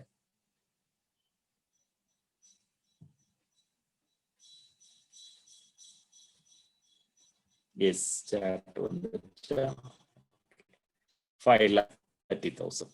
தென் அதுக்கு அடுத்தது நெக்ஸ்ட் பாருங்க. Yes thank you. அடுத்தது இன்னொரு விஷயமும் நம்ம தெரிஞ்சுக்கணும். இப்ப இந்த மாதிரி சீட் போகக்கூடிய நேரடியா ஒரு போர்ட்டுக்கு போறது கிடையாது. ஐயோ போர்ட்டுக்கு போறது இல்லையா, அப்ப எங்க சார் போகுது அப்படின்னு பார்த்தோம்னா, ஒரு இடம் இருக்கு, ஒரு வேர் ஹவுஸ் இருக்கு. அந்த வேர் ஹவுஸுக்கு பேர் என்னன்னா சிஎஃப்எஸ் அப்படின்னு சொல்லுவாங்க. சிஎஃப்எஸ் கண்டெய்னர் ஃப்ரைட் ஸ்டேஷன் பேர். அதாவது துறைமுகத்துல இடப்பற்றாக்குறை, எல்லா கூட்ஸையும் அங்க வச்சு கஸ்டம்ஸ் வெரிஃபை பண்ணி கண்டெய்னர்ல ஸ்டஃபிங் பண்ணிட்டு இட வசதி இல்லை. ஏன்னா துறைமுகங்கள் ரொம்ப நாள் கட்டப்பட்டவை. அப்ப இருந்த வர்த்தகம் வேற, இன்னைக்கு நடக்கிற வர்த்தகத்தினுடைய அளவு வேற. துறைமுகத்தை விரிவாக்கம் செய்ய முடியல, ஏன்னா சுத்தி சிட்டி வளர்ந்து போச்சு. அப்ப நிறைய ப்ராப்ளம், போர்ட் கன்ஜெஷன் அப்படின்னு சொல்லுவாங்க, ஸ்பேஸ் இல்ல, நிறைய ப்ராப்ளம். அப்ப என்ன பண்ணாங்க, எப்படி இந்த ப்ராசஸ குயிக்கன் பண்றது அப்படிங்கிறதுக்காக இந்த துறைமுக நகரங்கள் இருக்கிற இடத்துல, இந்த மாதிரி தூத்துக்குடி, சென்னை, இந்த மாதிரி இருக்கிற இடத்துல, இந்த மாதிரி இருக்கக்கூடிய இடத்துல பாத்தீங்கன்னா இந்த மாதிரி ஒரு வேர் ஹவுசஸ் கிரியேட் பண்ணிருக்காங்க. பிரைவேட் வேர் ஹவுசஸ் இருக்கு, பப்ளிக் செக்டார் வேர் ஹவுசஸ், கவர்மெண்ட்டும் வச்சிருக்காங்க, பிரைவேட்டும் வச்சிருக்காங்க. இந்த வேர் ஹவுசஸ்ல இந்த மாதிரி நம்மளோட கூட்ஸ் எல்லாம் பத்திரமா வைக்கிற மாதிரி பெரிய குடோன்ஸ், கண்டெய்னர்ல ஸ்டஃபிங் பண்றதுக்கு தேவையான ஃபோர்க் லிஃப்ட், ரீச் ஸ்டாக்கர்னு சொல்லக்கூடிய இந்த கிரேன்ஸ், இந்த மாதிரி ஹேண்ட்லிங் எக்யூப்மெண்ட்ஸ், எம்டி கண்டெய்னர் எல்லாம் இங்க இருக்கும். ஸோ நம்முடைய மிஷின் எங்க போயிருக்கோம் அப்படின்னா போர்ட்டுக்கு ஆக்சுவலா போகாது. சிஹெச்எஸ் சொல்லுவார், இந்த மாதிரி ஒரு சிஎஃப்எஸ் இருக்கு சார் இந்த ஏரியால, அங்க வெளியில வண்டியை பார்க் பண்ணிட்டு எனக்கு ஃபோன் பண்ண சொல்லுங்க அப்படின்னு சொல்லுவார். ஸோ அதே போல நம்ம வண்டி அந்த சிஎஃப்எஸ்ன்னு சொல்லக்கூடிய அந்த குடோன்ல தான் போய் ஃபர்ஸ்ட் நிற்கும். அந்த சிஎஃப்எஸ்ல கஸ்டம்ஸ் ஆபீசர்ஸும் இருப்பாங்க. அங்க அவங்களுக்குன்னு ஒரு கேபின் ஒதுக்கப்பட்டு அங்க டெபியூட் பண்ணிருப்பாங்க, டிபார்ட்மெண்ட் அவங்களை டெபியூட் பண்ணிருக்கும். அப்ப அந்த சிஎஃப்எஸ்க்குள்ளதான் நம்முடைய அந்த கண்டெய்னர்ல அனுப்பப்பட்ட அல்லது லாரியில அனுப்பப்பட்ட சரக்கு இறக்கி வைக்கப்பட்டு சிஹெச்ஏ கஸ்டம்ஸ் ஆபீசரை கூட்டிட்டு அதை செக் பண்ணிட்டு அப்புறம் அந்த கூட்ஸ் கண்டெய்னர்ல ஸ்டஃபிங் பண்ணி சீல் வைக்கிற இடம் சிஎஃப்எஸ் தான். அதுக்கப்புறம் சீல்டு கண்டெய்னர் தான் போர்ட்டுக்கு போகும். சரிங்களா, போர்ட்டுக்கு போவோம். அங்கதான் மறுபடியும் கண்டெய்னரை ஓபன் பண்ண மாட்டாங்க, சீல் வெரிஃபிகேஷன் பண்ணிட்டு ஒன்னு ஸ்டாக்கிங் பண்ணுவாங்க, இறக்கி வைப்பாங்க, அல்லது வெசல்ல லோட் பண்ணி கொண்டு போயிடுவாங்க. இதுதான் ப்ராசஸ். இப்ப அந்த சிஎஃப்எஸ் அப்படிங்கிற ஒரு ஃபெசிலிட்டியை நம்ம யூஸ் பண்றோம் இல்லையா, ஸோ அந்த ஃபெசிலிட்டிக்கு அதை யூஸ் பண்றதுக்காக ஒரு சார்ஜஸ் கலெக்ட் பண்ணுவாங்க. அந்த குடோன் சார்ஜஸ், ஹேண்ட்லிங் சார்ஜஸ், சரிங்களா, stuffing charges, lift on off charges, நிறைய. ஸோ அது எல்லாமே நம்ம பே பண்ற மாதிரி இருக்கும். எக்ஸ்போர்ட்ல இது ஒரு காஸ்ட், இது ஒரு பெரிய காஸ்டா இருக்கும். சே ஃபார் எக்ஸாம்பிள் 5,000 rupees அப்படின்னு சொல்றேன். ஸோ இப்போ சொல்லுங்க பார்க்கலாம், எவ்வளோ ஒரு ப்ரைஸ் சொல்லுங்க. இப்போ நம்மளுடைய கூட்ஸ் சிஎஃப்எஸ் உள்ளார கொண்டு செல்லப்பட்டு கிளியரன்ஸ் வாங்கியாச்சு, வாங்கி கண்டெய்னர்ல ஸ்டஃபிங் பண்ணி சீல் வச்சாச்சு. இப்ப நம்முடைய ப்ராடக்டோட விலை எவ்வளவு? ஓகே, மேடம் கரெக்டா சொல்லிட்டாங்க, 5,35,000 ரூபாய், 5,35,000 அப்படின்னு சொல்லியிருக்காங்க. Very good.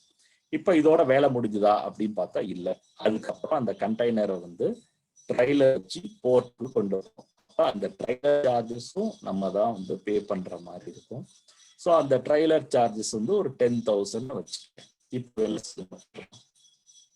சிஎஃப்எஸ்ல இருந்து துறைமுகத்துக்கு கண்டெய்னர் ட்ரைலர்ல கொண்டு போகணும். முதல்ல சாதாரண ட்ரக், இப்ப கண்டெய்னர் ட்ரைலர்ல கொண்டு போகணும். அப்ப ட்ரைலர் வாடகை நம்ம பே பண்றோம்.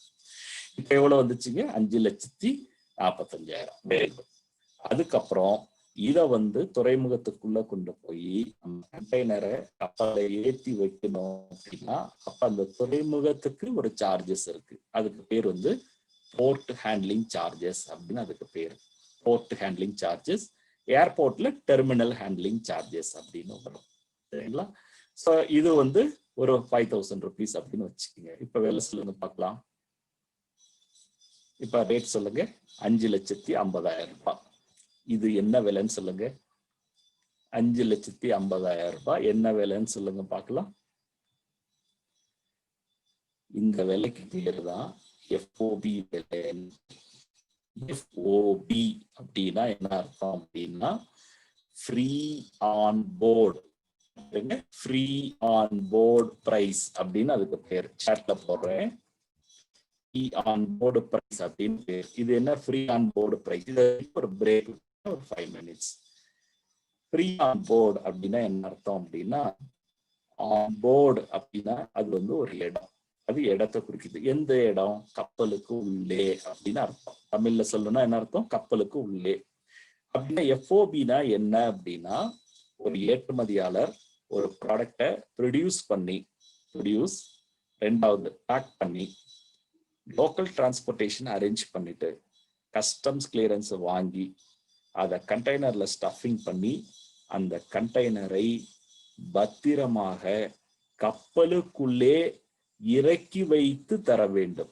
He has to deliver the container in very safe way inside the vessel, on board the vessel. அதான் சொல்லுவாங்க on board the vesselனா the passengers on boardனா என்ன அர்த்தம்? பயணிகள்லாம் விமானத்துல ஏறி உட்காந்துட்டாங்க, தயாரா இருக்காங்க. அது போல இந்த கண்டெய்னர் ஆனது கப்பலுக்குள்ளார அந்த கண்டெய்னரை பிடிச்சிட்டு இருக்கக்கூடிய கிரேட் பத்திரமா அதை இறக்கி வச்சு கண்டெய்னர் வந்து ரிலீஸ் ஆகும்.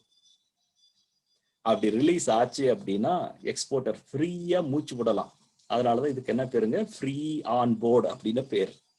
அப்படி இல்லை, exporter becomes free from his responsibility once the cargo is loaded on board the vessel அப்படின்னு அதை சொல்லுவாங்க. அதாவது சரக்குகளை கப்பலுக்குள்ளே பத்திரமாக இறக்கி வைத்து விட்டால் ஏற்றுமதியாளர் அவருடைய பொறுப்புகளில் இருந்தும் செலவுகளிலிருந்தும் விடுவிக்கப்படுகிறார். ஃப்ரீனா you are relieved from the responsibility. அப்ப ஒரு எஃப்ஓபி எக்ஸ் ஒர்க்ஸ் அப்படின்னா என்ன அர்த்தம்னா, டெலிவரி பாயிண்ட் ஆஃப் வியூ ஃபேக்டரியில டெலிவரி. எஃப்ஓபினா என்ன அர்த்தம்னா, ஏற்றுமதியாளருடைய நாட்டுல சென்னை துறைமுகத்திலேயோ தூத்துக்குடி துறைமுகத்திலேயோ கப்பலுக்குள்ளார கண்டெய்னரை இறக்கி வச்சு கொடுக்கணும்.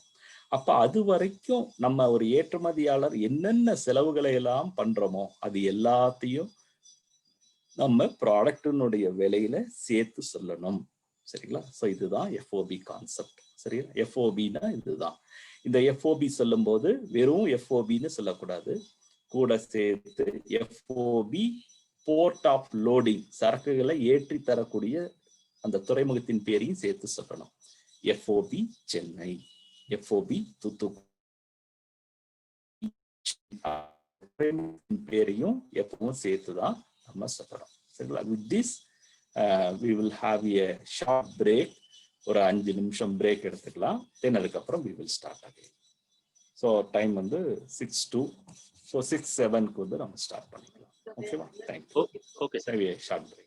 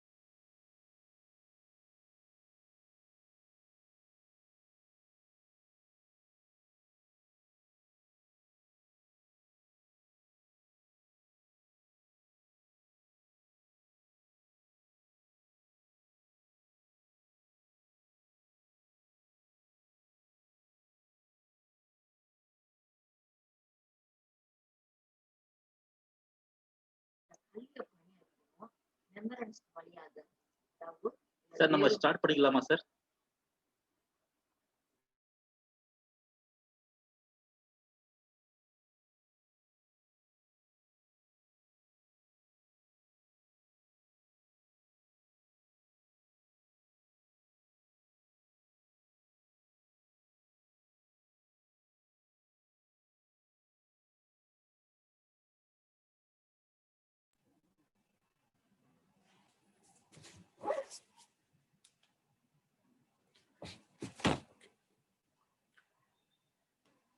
சார் நம்ம ஸ்டார்ட் பண்ணிக்கலாம் சார். ஸ்டார்ட் பண்ணிக்கலாம். Yes sir. ஓகே, இப்போ வந்து கண்டெய்னர் ஹையரிங் சார்ஜஸ் திருவேங்கடராஜ் சார் வந்து கேட்டிருக்காங்க மதுரையில இருந்து. கண்டெய்னர் ஹையரிங் சார்ஜஸ் அப்படிங்கிறது வந்து பொதுவாக வந்து தனியாக வாங்க மாட்டாங்க எக்ஸ்போர்ட்டை பொறுத்த வரைக்கும். They provide that equipment. Containerised வெசல்ல வந்து நம்ம அனுப்பும்போது தே ப்ரொவைட் தட் எக்யூப்மெண்ட். தனி ஹெட்ல மேக்சிமம் வராது. ஒன்று. தென் அதுக்கு அடுத்தது வந்து யுகேஷ் ஈரோட்ல இருந்து கேட்டிருக்காங்க. Seller will pay the ship transport cost in FOB mode rights or no. கப்பல் வாடகை, அதாவது ஃப்ரைட்டுன்னு பேரு, அது கட்ட தேவையில்லை. பையர் அந்த மெட்டீரியலை டெலிவரி எடுக்கும்போது, வெளிநாட்டுல டெலிவரி எடுக்கும்போது அவங்க கப்பல் நிறுவனத்துக்கு பே பண்ண வேண்டிய அந்த டிரான்ஸ்போர்டேஷன் சார்ஜஸ் இருக்கு இல்லைங்களா, ஃப்ரைட் அப்படின்னு பேர், அதை அவங்க பே பண்ணி தான் எடுக்க முடியும். சரிங்களா? ஸோ நம்மளோட ஒர்க்கு இவ்வளவுதான். Very simple. Produce, pack, transport, get customs clearance, load on board. இவ்வளவுதான் விஷயம். Produce, pack, transport, get customs clearance, load on board. இவ்வளவுதான் விஷயம். இதை பண்ணிடுங்க. இவ்வளவுதான் நீங்க பண்ண வேண்டிய செலவு. எப்ப உங்க கண்டெய்னர் கப்பலுக்குள்ளார உட்காந்துச்சோ அதோட உங்க வேலை முடிஞ்சது. பணத்தை எண்ணி வைன்னு கேட்கலாம்.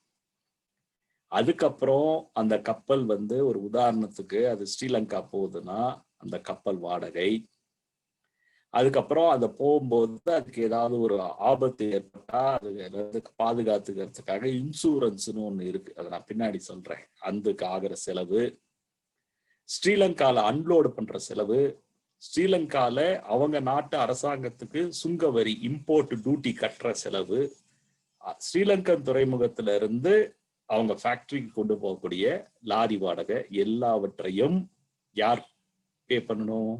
பையர். வெட்டு 1 துண்டு 2 அப்படி பேசுவாங்க. ஸோ அதுக்குதான் வந்து இந்த இன்கோ டேர்ம்ஸ் வந்து பயன்படுது. இதை வந்து ஒரு நம்மோட வாழ்க்கையில எல்லாம் நம்ம எடுத்து பார்த்தோம்னா கொஞ்சம் இந்த உதாரணம் பளிச்சுன்னு புரிஞ்சிடும் நமக்கு. என்ன அப்படின்னு பாத்தீங்கன்னா, இந்த கல்யாணம் பேசுவாங்க, மேரேஜ், அரேஞ்சு மேரேஜ்ல பொண்ணு மாப்பிள்ளை எல்லாமே ஓரளவுக்கு பிடிச்சு போயிடுச்சு, வெத்தலை பார்க்க மாத்துறாங்க, மாத்திட்டு பெரியவங்க உட்காந்து பேசுவாங்க. என்ன பேசுவாங்க சொல்ல முடியுமா? சாட்ல போடுங்க பார்க்கலாம்.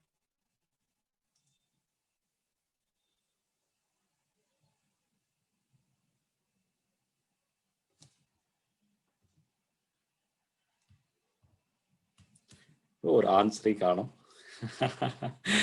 S, Madurai date fixing Ram வந்து கரெக்டா போட்டிருக்காங்க. Marriage expenses super. தீபா மேடமும் போட்டிருக்காங்க. குட். ஸோ இந்த கல்யாண செலவு யார் ஏத்துக்கிறது அப்படின்னு பேசுவாங்க.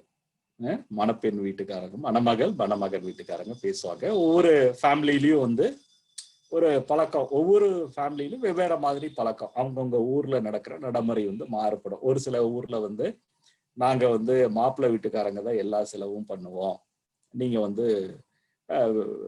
வந்து பெண்ணை அழைச்சிட்டு மணப்பெண்ணை அழைச்சிட்டு வாங்க, நம்ம மேரேஜ் பண்ணிட்டு நாங்க கொண்டு போய்க்கிற எல்லா செலவும் எங்களுதுன்னு ஏத்துப்பாங்க.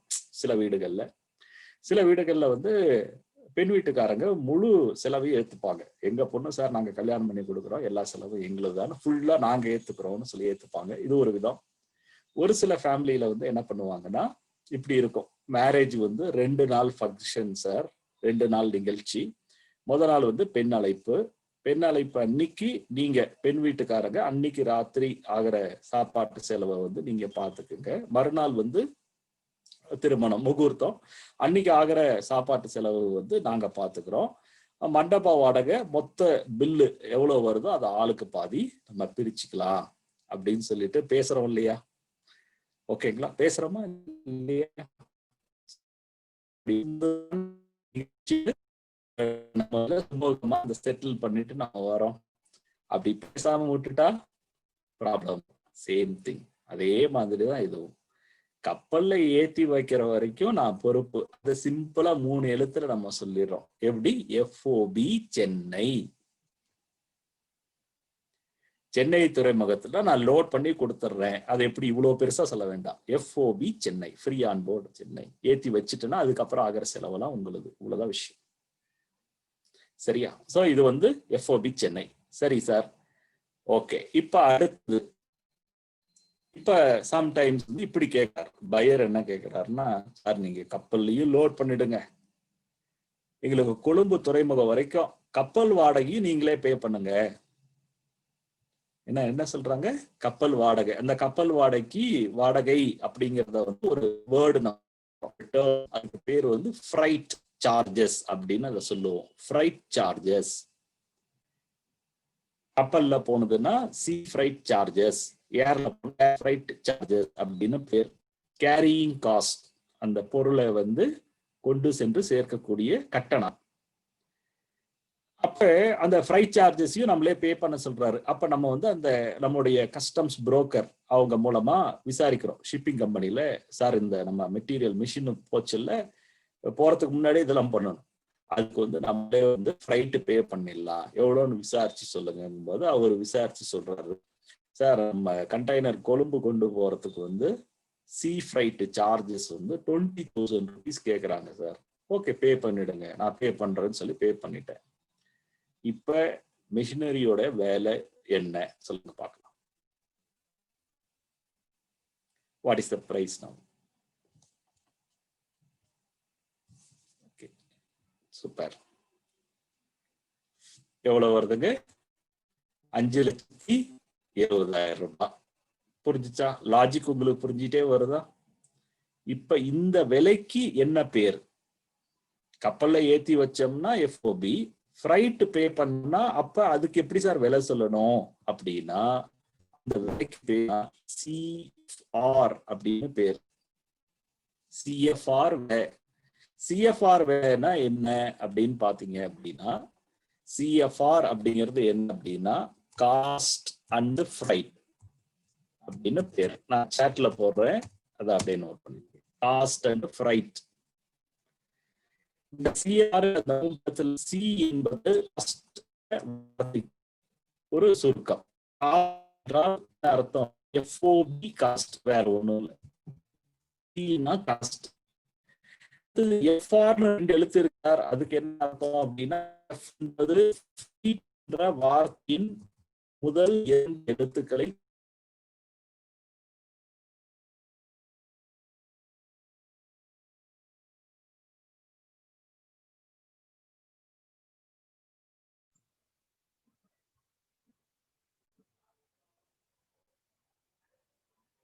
Sir voice டோட்டலாவே கிடைக்கலைங்க.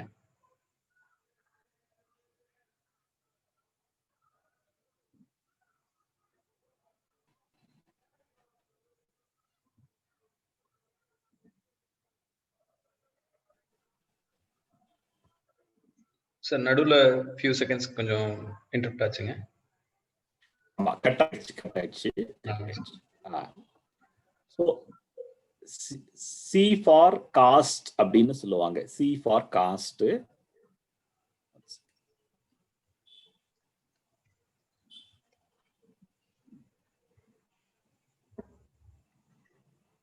ஸோ சி அப்படிங்கிறது வந்து காஸ்ட்டை குறிக்கும். FR என்பது ஃப்ரைட் அப்படிங்கிற வேர்ட்ல முதல் 2 எழுத்துக்களை வந்து அது குறிக்குது. சரிங்களா? அதான் CFR அப்படின்னு இதுக்கு பேரு. சரிங்களா? அப்படின்னா என்ன அர்த்தம்னா, நாங்க சென்னை போர்ட்ல லோடும் பண்றோம், கொழும்பு துறைமுகம் வரைக்கும் கப்பல் வாடகையும் நாங்களே கட்டி தரோம். எங்களுக்கு நீங்க கொடுக்க வேண்டிய தொகை வந்து 5,00,000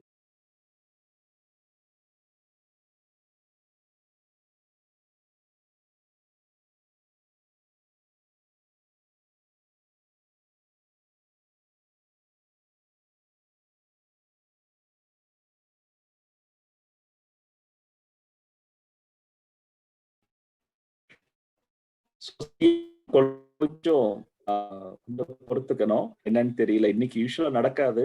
ஸோ இன்னைக்கு அடிக்கடி போயிட்டு இருக்கு. என்னன்னு தெரியல. நீங்க கொஞ்சம் பொறுமையா இருங்க. நானு அப்படி கட் ஆச்சுனாலும் நான் ஞாபகம் வச்சுக்கிட்டு நான் விட்டதுல இருந்து நான் உங்களுக்கு கண்டினியூ பண்ணி தரேன். சரி, இன்னும் ஒரு 30 மினிட்ஸ் தான் நம்ம முடிச்சிடலாம்.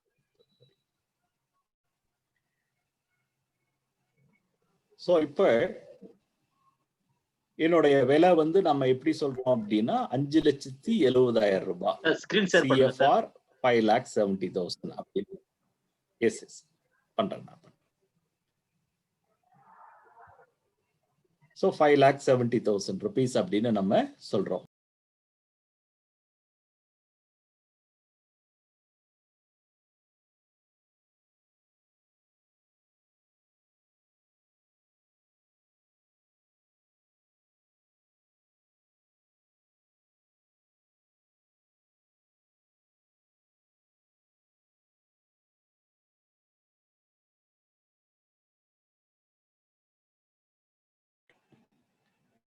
ஸோ இந்த பிரைஸ் தான் வந்து ஏற்கனவே என்ன பண்ணிட்டு இருந்தாங்க அப்படின்னா, இன்னும் கூட இது நடைமுறையில இருக்கு.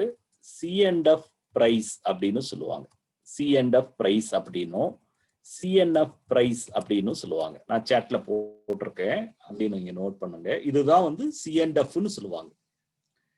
ஸோ இந்த C&F CNF என்பது பழைய டேர்ம், இன்கோ டேர்ம்ல பழைய வெர்ஷன்ல இப்படி சொன்னது. அது அப்படியே இண்டஸ்ட்ரியில இன்னும் சொல்றாங்க. அதாவது கப்பல்ல லோடும் பண்ணணும், ஃப்ரைட் சார்ஜஸையும் ஆட் பண்ணி கொடுக்கணும் அப்படின்னு இதுக்கான அர்த்தம். சரிங்களா? ஸோ CFR என்று சொன்னாலும் C&F என்று சொன்னாலும்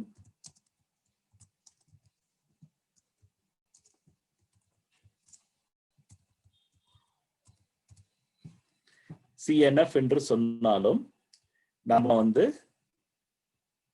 ஒண்ணுதான். சரிங்களா? CFR is equal to C&F is equal to CNF. ஓகேங்களா? ஸோ இது மாதிரி வந்து இந்த மாதிரி வந்து நம்ம வந்து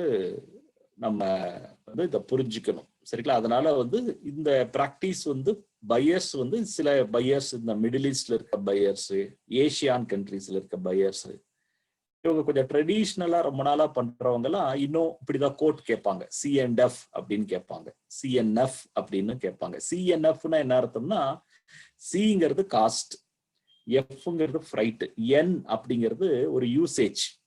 இப்ப நட்ஸ் அண்ட் ஸ்பைசஸ் அப்படின்னு, ஹாட் அண்ட் ஸ்வீட் அப்படின்னு எண்ணு போடுவாங்க இல்லையா, அந்த மாதிரி தான்.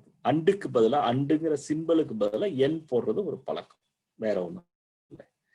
ஸோ இதுக்கு பேர் வந்து CFR அப்படின்னு பேர். சரிங்களா? ஸோ இது வந்து ஒரு விலை. தென் அடுத்தது நெக்ஸ்ட் வந்து பாத்தீங்க அப்படின்னா, சம்டைம்ஸ் இந்த மாதிரி ஒரு டிரான்ஸ்போர்டேஷன் பண்ணும்போது யாராவது ஒருத்தருக்கு எப்பயாவது ஒரு தடவை இது மாதிரி நடக்கலாம். இது மாதிரி ரோடு டிரான்ஸ்போர்டேஷன்ல ஆக்சிடென்ட் ஆகலாம், சி டிரான்ஸ்போர்டேஷன்ல ஆகலாம். சம்டைம்ஸ் ஆக்சிடென்ட்லாம் இருக்காது, கண்டெய்னருக்குள்ளார ப்ராப்பரா நம்ம ஸ்டஃபிங் வந்து பண்றதுல வந்து தப்பு பண்ணிட்டாங்க அப்படின்னா, டியூ டு அந்த சி வாயேஜ்ல சி வந்து ரொம்ப ரஃபா இருக்கும். ஸோ அப்ப உள்ளுக்குள்ளேயே கண்டெய்னருக்குள்ளேயே கார்கோ ஒண்ணு மேல ஒண்ணு விழுந்து டேமேஜ் ஆகிறதுக்கெல்லாம் வந்து வாய்ப்புகள் வரும். அந்த மாதிரி வந்துச்சுன்னா அந்த செய்திகளை எல்லாம் பாத்தீங்கன்னா விடியாலாம் 2 மணிக்கு தான் எழுப்பி நம்மளுக்கு வந்து போன் பண்ணி சொல்லுவாங்க. அப்பதான் நமக்கு இப்படி தலை கிரு கிரு கிரு நல்லா சுத்தம். சரிங்களா? அப்புறம் கொஞ்சம் தெளியறதுக்கு லேட் ஆகும்ல, அதுக்குதான் இந்த வேலை. ஸோ அப்ப வந்து இது என்ன சார் ஒரு பெரிய பிரச்சனையா இருக்குது, இதுக்கு ஏதாவது சொல்யூஷன் இருக்கா அப்படின்னு பார்த்தா, yes, we have the solution. அதுக்கு பேர் என்னன்னா மெரைன் கார்கோ இன்சூரன்ஸ் அப்படின்னு பேர். மெரைன் கார்கோ இன்சூரன்ஸ் அப்படின்னு அதுக்கு பேரு.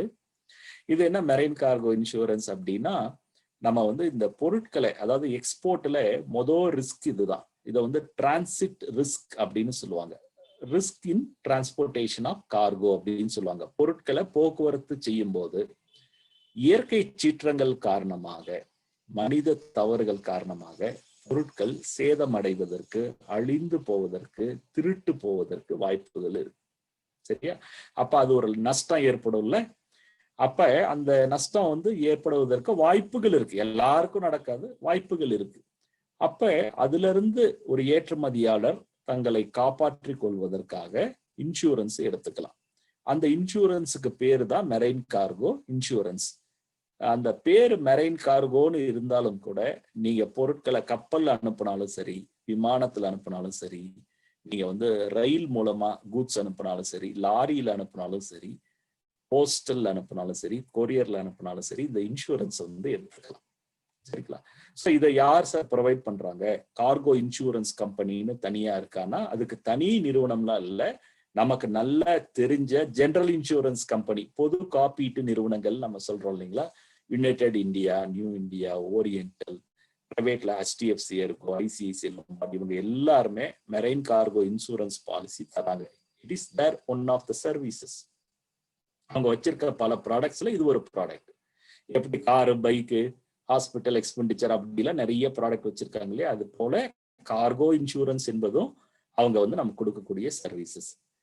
இப்ப நம்ம சப்ஜெக்டுக்கு வரலாம். இப்ப பையர் சொல்றாரு, நீங்க லோடும் பண்ணி கொடுக்கணும், ஃப்ரைட்டும் பே பண்ணணும், இன்சூரன்ஸும் நீங்களே பே பண்ணி பாலிசி வாங்கி எங்களுக்கு அனுப்பி வைக்கணும் அப்படின்னு சொல்றாங்க.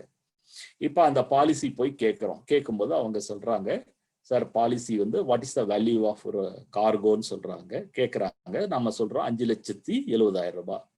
அப்ப அவங்க கால்குலேட் பண்ணிட்டு சொல்றாங்க 5,000 rupees ஆகும் சார்ன்றாங்க. நம்ம பே பண்றோம். இன்சூரன்ஸ் பாலிசி கவரேஜ் போட்டு கொடுத்துட்டாங்க.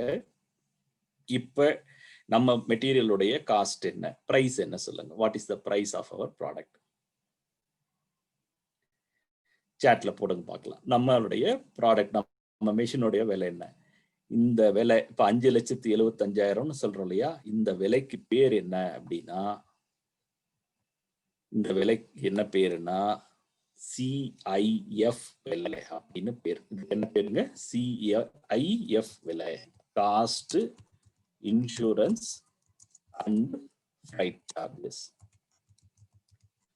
இதான் வந்து எக்ஸ்பான்ஷன். CIF அப்படிங்கிறதுக்கு எக்ஸ்பான்ஷன் இதுதான். காஸ்ட், இன்சூரன்ஸ் அண்ட் ஃப்ரைட் அப்படின்னு இதுக்கு பேர். சோ இத சொல்லும் போது சென்று சேரும் துறைமுகத்தின் பேரை சொல்லணும். CIF கொழும்பு 5,75,000. அது வந்து ஃபாரின் கரன்சில வந்து நம்ம ஆட் பண்ணிக்கலாம். சரிங்களா? ஃபாரின் கரன்சில கால்குலேட் பண்ணிக்கணும். சரியா? சோ 5,75,000. இப்ப வந்து நீங்க கொஞ்சம் நினைச்சு பாருங்களேன். நீங்க நோட் பேட்ல எழுதிட்டே வந்தீங்கன்னா பாருங்களேன். எக்ஸ் ஒர்க்ஸ் எவ்வளவு வந்துச்சு? சாட்ல போடுங்க.